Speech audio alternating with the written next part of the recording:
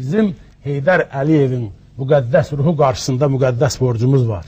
O borc ondan ibarətdir ki, biz xalqımıza, dövlətimizə, dövlətçiliyimizə, prezidentimizə, ədəbi dəyərlərimizə, əxlaqi sərvətlərimizə, tarixi keçmişimizə hər dəqiqə, hər an, xüsusən müstəqilliyimizə, istiqlalımıza, azadlığımıza, sədaqətimizi dişimizlə, dırnağımızla qorumalıyıq ki, ulu öndərimizin ruhu şad olsun, möhtərəm prezidentimiz İlham Heydəroğlu Əliyev cənablarının tutduğu yol, bizi gələcəyə apardığı yol əbədiyyətə qədər davam eləsin.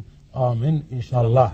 Canlı şahidiyyən Manas dastanının minilliyində bir də dedilər ki, prezident sizi çağırır. Gəldik, yığıldıq bir çadırın altına. Anar müəllimdir, Elçin müəllimdir, burada Həsən Həsənovdur. Böyük nümayəndə heyəti yığılmışıq. Hamı deyir, görək prezident bizi nəyə yığıb?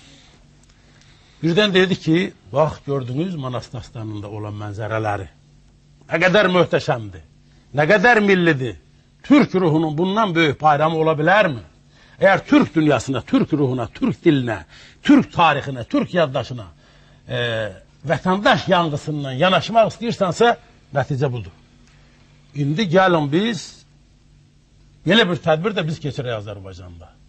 Hələ biz bilmirik bu kişi nədir. Bu hələ Bişkekdəki çıxışı. Bişkekdə, bəli. Elə həmin günü axşam, birinci günün axşamı. Dedi, bizi niyə keçirmirik? Bizi niyə Bakını Türk dünyasının mərkəzinə çevirmirik? Biz niyə bütün Türk dünyasını Bakıya yığmırıq? Nəyimiz çatmır? Hələ o dövrdə Azərbaycanın indiki iqtisad cəhətdən inkişaf eləmiş dövründə yox. Dövlətin çətin dövründə.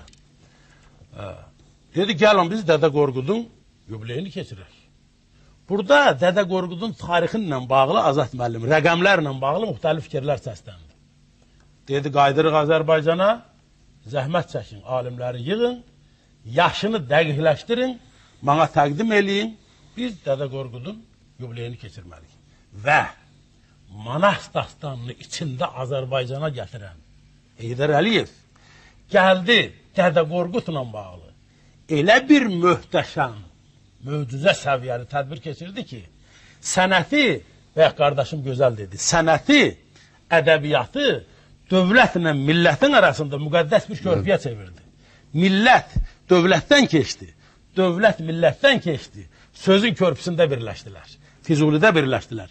100 illərlə bir-birinin arzusunda olan Türk dünyası, bütün dünyaya yayılan Türklər gəldi Bakıda bir-birindən gördü.